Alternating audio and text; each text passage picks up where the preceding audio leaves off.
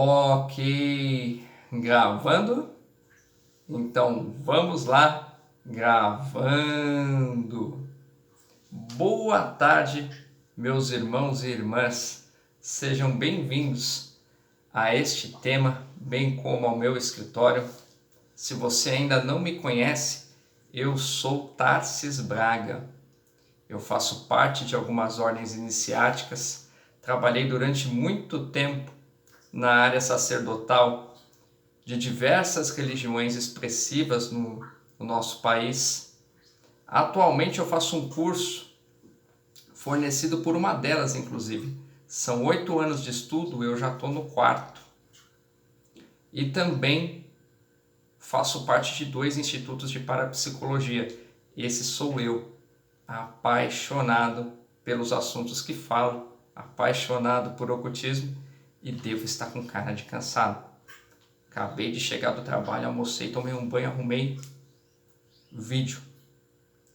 Então, gente, se você está me conhecendo nesse vídeo agora e não é inscrito, se inscreve no meu canal. Maravilha! Se já acompanha meus vídeos há bastante tempo, olha lá, meus irmãos, e não é inscrito ainda, dá essa força, se inscreve no meu canal também, faz essa fraternidade que você faz parte se tornar maior. Procurem os vídeos anteriores, né? Até porque esse tema que nós estamos tratando agora tem vídeos anteriores sobre ele mesmo, para você poder entender de forma plena. E lá, nos outros temas, você vai perceber que tem muito conteúdo ocultista bacana. Gostou dos vídeos? Like, muitos likes no vídeo, para que eu possa saber que você gostou, sabe? Ou mesmo para que você que realmente gostou, que estudou na sua casa, que colocou o conteúdo que eu passo aqui em prática e deu certo para a sua vida, possa mostrar que gostou e nesse caso comenta para mim também, ó irmão, deu certo. E vou pedir para vocês continuarem, gente, esse trabalho de formiguinha. Continuarem compartilhando, continuarem indicando essas pessoas para o meu canal que são iguais a você e iguais a mim, que gostam de ocultismo, que gostam de estudar, que ficam felizes em praticar em casa e ver que tiveram uma melhora, que levaram para a vida pessoal. Isso é importante para que esse canal sempre mantenha essa qualidade. Por fim, @TarcisNephilim é como você me segue no Instagram e estreita a sua relação comigo, consegue ter uma forma mais direta de ter contato. Para você que está chegando agora, bem como para você que precisa recuperar o fio da meada, nós estamos no 4º ponto de sabedoria, no 4º ponto de conhecimento desse tema, desse hexagrama diário. Inclusive, gente, nós estamos na 2ª parte. Então é fundamental que quem não assistiu a primeira, se quiser ter uma compreensão plena desse vídeo, assista. Mas eu posso puxar o fio de prata agora da meada para você. No vídeo anterior, nós aprendemos o que é a abjuração. Uma prática, um conjunto de conhecimentos iniciáticos que servem para se proteger e combater o mal. E muito ocultista, muito simpatizante do ocultismo nem sabia que existia. E hoje, nessa 2ª parte, nós vamos aprender as origens da abjuração, aonde ela nasceu, com quem ela nasceu. Então, sem mais delongas, vamos para as origens da abjuração. Como eu disse no vídeo anterior, né, a abjuração nasceu na Igreja Católica, gente. E eu quero lembrar a vocês, ocultistas, que era muito difícil estudar esses assuntos fora da igreja naquela época. Entende, gente? Se aparecia alguém com as faculdades cósmicas despertas fora da igreja, não era visto com bons olhos, ainda arrumava problema com as pessoas da igreja. Mas quando você aparecer com essas faculdades despertas dentro da igreja, até santo você podia virar lá dentro. Fica a dica, então entenda isso. É muito propício que a abjuração nascesse dentro de uma igreja nesse cenário. Isso aconteceu quando Santo Agostinho, nascido na Numídia, no norte da África, eu não me atentei em colocar as datas aqui, mas o Santo Agostinho, ele é do século IV. Ele nasceu em 300 em alguma coisa e, se não me engano, viveu até 400.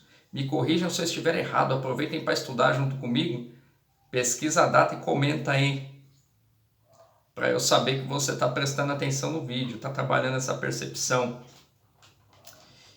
E isso aconteceu quando ele começou a produzir as suas obras sobre teologia e angeologia, pois as suas obras eram as primeiras desses assuntos com o cunho cristão. Eu quero que vocês entendam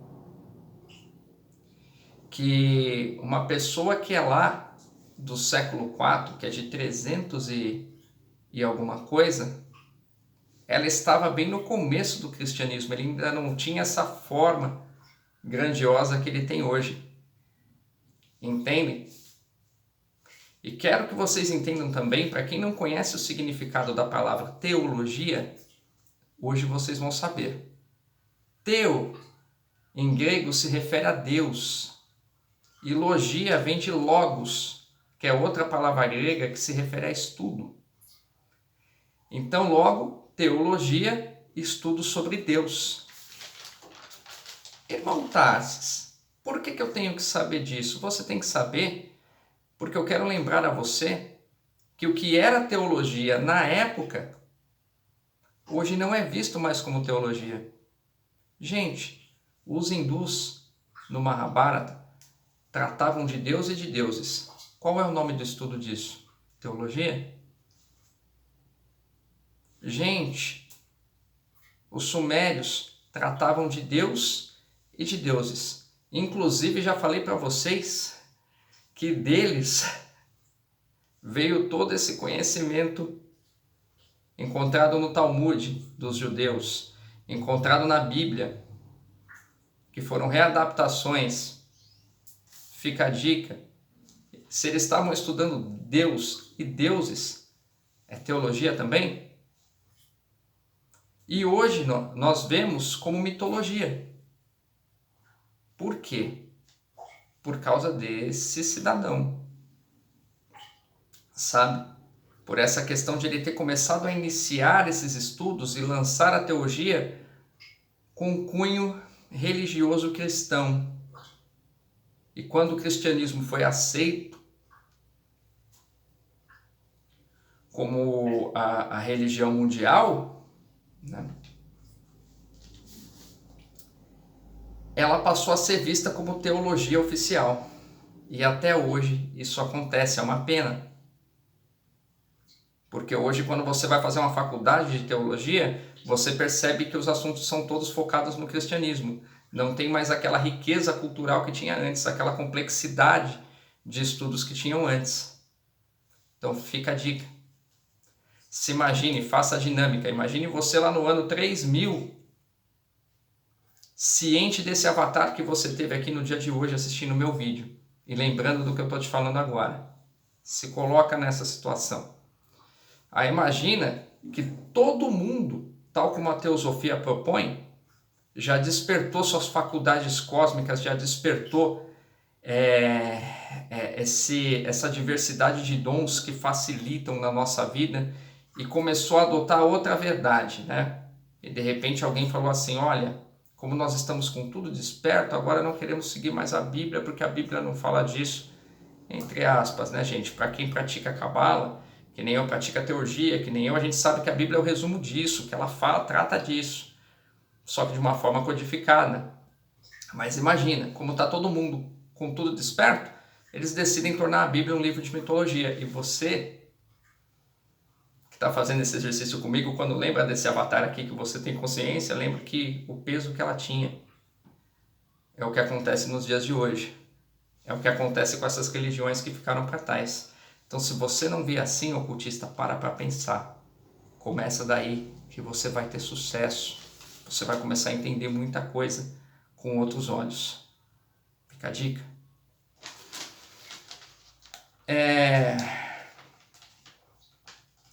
Notem que, como uma autoridade religiosa da Igreja Católica, ele não estava preocupado em ser um mago, né? Ou seja, ele não tinha esse intuito de falar, olha, descobri a cabala judaica, olha, entendi a Bíblia, olha, acabei despertando faculdades cósmicas. Ele não tinha essa preocupação, né? Até mesmo, né, se ele tivesse essa preocupação, ele não contaria para ninguém. Ele ficaria quieto, porque na Igreja Católica isso era visto como heresia. Entendem? O povo que era adepto da religião católica via isso como heresia. Quero lembrar a vocês que tiveram livros, como o livro de Enoque, que foram retirados da Bíblia exatamente porque falavam sobre os anjos, falavam sobre conteúdo que a igreja não ia saber administrar mais para frente a explicação. Precisaria dos judeus. Fica a dica. Então, se ele soubesse, ele também não falaria para ninguém. Mas sim em se proteger do mal, em combater o mal. Gente, né? Nota que quando ele escreveu essa teologia cristã, essa angeologia, que esse estudo começou ali, e nota, é um estudo que descende da teurgia, que descende da cabala, gente. A preocupação dele era se defender do mal, combater o mal. Por quê? Todos lembram que a Igreja Católica acredita no inferno, nas forças malignas que tentam corromper o homem para levar ele para o inferno? Então o que acontece?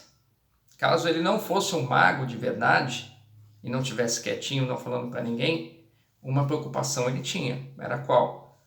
Não quero ir para o inferno, não quero que os fiéis vão, então eu preciso desenvolver uma prática para combater o mal, uma prática para se proteger do mal. Aí nascia a abjuração, gente. Duas curiosidades que é obrigatório todos os ocultistas que estudam as origens da abjuração conhecerem. Você tem que saber isto se quiser saber da onde a abjuração veio. Se quiser estar acima da média, aliás, não ser um medíocre. Curiosidade número 1. O norte da África era infestado de tribos.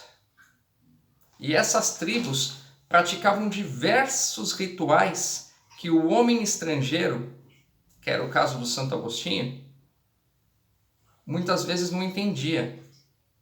Ou então até mesmo tinha medo.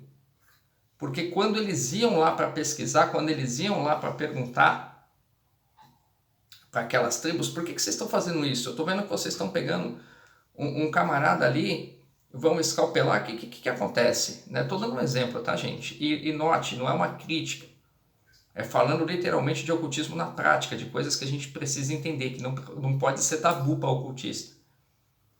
Essas tribos estavam praticando sacrifício, muitas vezes humano, e aí o católico foi lá, poxa, gente, e aí? Aí o povo falava, tem espírito tal, é uma força do mal, se nós não fizermos isso, vamos...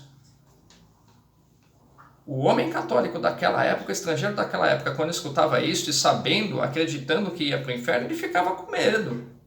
Isso impulsionou ainda mais o trabalho de Santo Agostinho em criar alguma coisa para se proteger, criar alguma coisa para combater. Fica a dica. Segunda coisa que é obrigatório você que é ocultista saber quando estuda origens da abjuração é que é por isso que a igreja da Etiópia, né, além de ortodoxa, ela é extremamente respeitada, mesmo estando na África. né, que é um lugar onde o catolicismo teve o menor número de adeptos entre o povo local.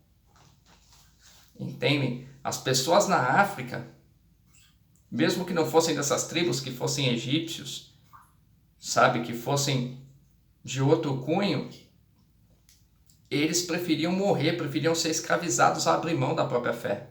Foi aonde os católicos tiveram menos adeptos. E a igreja da Etiópia, que fica na África, era extremamente respeitada e mesmo sendo ortodoxa. Se deve ao quê? O trabalho desse homem era feito ali.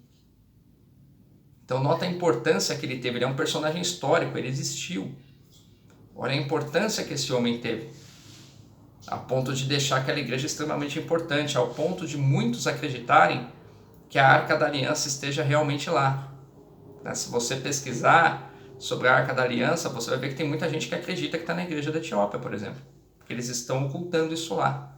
Olha o peso que teve esse Santo Agostinho. E olha o peso que ele teve exatamente por quê? Porque ele estava criando uma nova prática para se proteger do mal, para combater o mal, que mais para frente se tornaria a abjuração que nós estamos estudando. Muitos anos depois, até pela devida tensão entre os ortodoxos e os católicos apostólicos romanos, então eu quero explicar, né, que Roma apoiava o Novo Testamento, onde o foco estava em Cristo. Inclusive, gente, os livros que falavam sobre os anjos, como era o caso do livro de Enoque, um livro polêmico que a igreja ia ter dificuldade para administrar aquele conhecimento, ia precisar de um judeu, e não era o intuito deles, eram retirados da Bíblia, sabe? E os ortodoxos mantinham a Bíblia completa, bem como eram adeptos do conteúdo dela como um todo, né? Então entendam isso, essa igreja tem uma importância gigantesca para o catolicismo e ela é ortodoxa. Quando o Concílio de Nicéia decidiu tirar alguns livros da Bíblia, ela manteve esses livros da Bíblia. Quando o Concílio de Nicéia resolveu manter o foco apenas em Cristo, do Novo Testamento para frente, e manter o restante por uma questão de tradição, ela praticava o conteúdo da Bíblia como um todo. Então, fica a dica, você é ocultista, não sabe a diferença do catolicismo ortodoxo para o catolicismo apostólico romano? Resumidamente é isto. Essa diferença aí no conteúdo, né? Então, apenas muito tempo depois, muito, esses conhecimentos voltaram a ter força. Inclusive, em Roma, sede do catolicismo apostólico romano, né? Com São Tomás de Aquino. Esse eu lembrei de pôr a data, gente. São Tomás de Aquino também existiu, também é um personagem histórico. Ele é lá de 1225, né? E ele viveu até 1274 na Itália. Então nota, Santo Agostinho trouxe esse conhecimento, essa abjuração, essa teologia, essa angeologia. O Concílio de Nicéia, por uma questão de administração, retirou esses livros. A igreja de lá se manteve ortodoxa. Esse aqui virou católico apostólico romano. Esse aqui decidiu praticar o conteúdo da Bíblia inteiro. Esse aqui focar mais no Novo Testamento, na questão de Cristo, com foco no cristianismo, né? Isso gerava tensão entre essas duas vertentes da Igreja Católica. A gente sabe disso, quando a gente estuda, a gente vê que tem muita intriga entre eles. E a gente não entendia, agora nós passamos a entender, né? Então, só depois de muito tempo, porque nota, lá do século IV para 1225, lá para o século XIII, passaram-se quase 1000 anos, passaram 1000 anos para alguém revirar esse material do Santo Agostinho de novo, né? E foi Santo Tomás de Aquino, outra figura extremamente importante e respeitada no catolicismo. Outro personagem histórico, real, que se você procurar aí, você vai ver que é verdade. né? Inclusive, ironicamente, na sede do catolicismo apostólico romano, que antes não aceitava esse tipo de conhecimento, lá em Roma. Fica a dica, né?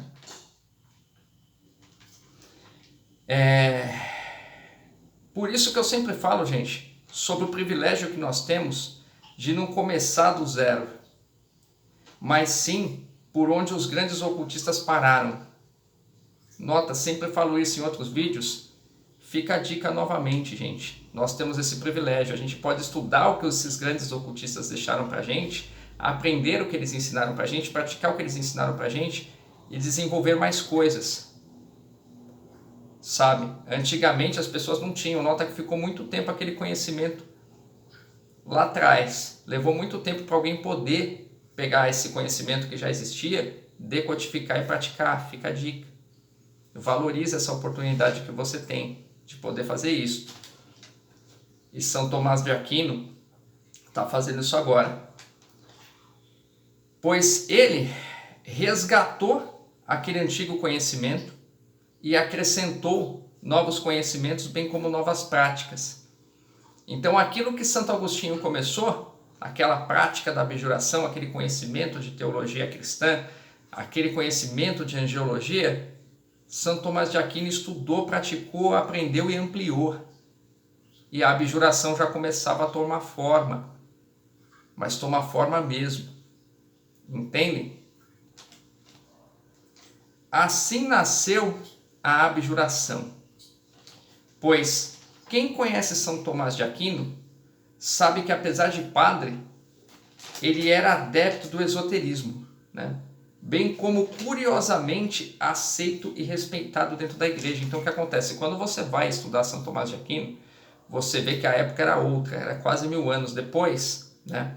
E quando ele despertou as faculdades dentro da igreja, quando ele começou a desenvolver, ampliar essa teoria, ele foi visto como santo. Não como herege. Entende? Notem. Quero que vocês entendam que era bem propício. Por quê? Porque ele era um santo nascendo ali em Roma, na sede do catolicismo apostólico romano. Tem isso também. Tinha essa tensão entre os católicos apostólicos romanos, os de verdade, e os ortodoxos, que praticavam outra coisa. Entendeu? Quando aconteceu lá com eles, eis aqui nosso santo. E nota que não é uma crítica, é uma verdade. Nós, teosofistas, temos que aprender a lidar com verdades. Nenhuma religião é superior à verdade. Não estamos criticando ninguém. Estamos estudando e aprendendo como realmente aconteceu. Fica a dica. Por analogia, podemos dizer que Santo Agostinho e sua prática da abjuração primitiva foi o avô da abjuração. Dá para se entender assim, né? Bem como que São Tomás de Aquino, né, e sua nova estrutura, livros, conhecimentos, práticas, que inclusive foi ele que deu muita, que organizou muito essas práticas iniciáticas para se combater o mal, sabe, para se proteger do mal, sabe, ela já tinha tomado uma forma mais ritualística, mais iniciática, né? Foi o pai da abjuração como nós conhecemos ela atualmente. Então essa é a analogia que você pode fazer, né? Amados irmãos e irmãs, essas foram as origens da abjuração. E no próximo vídeo vocês saberão quem foram os pioneiros, ou seja, os responsáveis por pegar a abjuração e colocar em prática e tornar ela conhecida. Então isso é importante, tá, gente?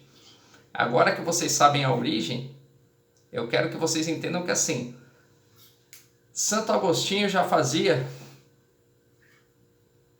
e ou tinha um certo intuito, se proteger do mal, ou se tinha, de repente, desperto para Cabala, era muito, tinha uma sabedoria muito elevada nisso, não falava para ninguém.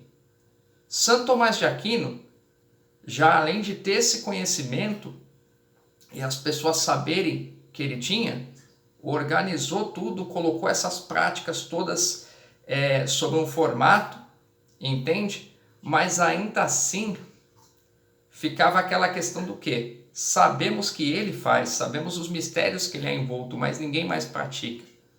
Então no próximo vídeo vocês vão saber quem foram os pioneiros. Quem foram as primeiras pessoas que aprenderam a abjuração e começaram a colocar ela em prática, diante dos olhos das pessoas, sabe, em prática, fora da igreja, tornando a abjuração uma prática conhecida pelo povo. Não no sentido de saber tudo o que acontece lá dentro, de ter todos os conhecimentos, mas de saber que assim, existiam pessoas muito estranhas, porém da igreja, que tinham faculdades cósmicas despertas, que sempre que aparecia um local mal assombrado estavam lá, sempre que tinha uma desconfiança de uma bruxa, eles estavam lá também, sem medo, para combater um fantasma, né? E no próximo vídeo nós vamos saber quem foram essas pessoas. Gente, peço novamente para você que não é inscrito no canal, se inscreve, independente se me conheceu hoje ou se já acompanha meus vídeos faz tempo, né, irmão? Né, minha irmã? Ser humano ou híbrido. Vejam os vídeos anteriores, principalmente para você que não assistiu, os links vão ficar aí para você saber o que é a abjuração que nós estamos narrando, como nasceu. Veja os temas anteriores, que tem muito conteúdo ocultista lá, inclusive desse tema também tem muita coisa.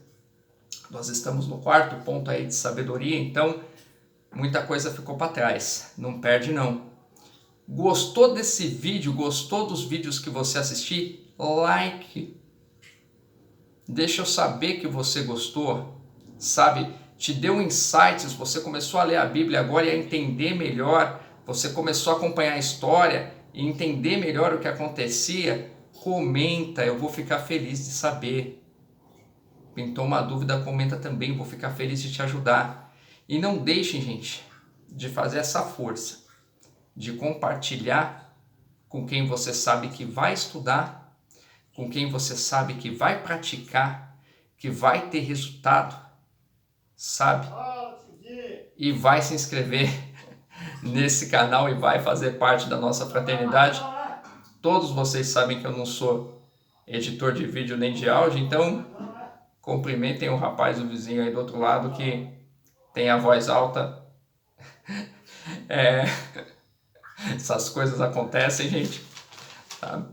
E não deixa de me seguirem no Instagram, @TarcisNefri, com PH e M no final. Gente, vou postar esse vídeo agora, já vou sentar ali na mesa para escrever a próxima parte, a terceira parte desse 4º ponto de sabedoria, desse 4º ponto de conhecimento. Até lá, namastê e não perde não.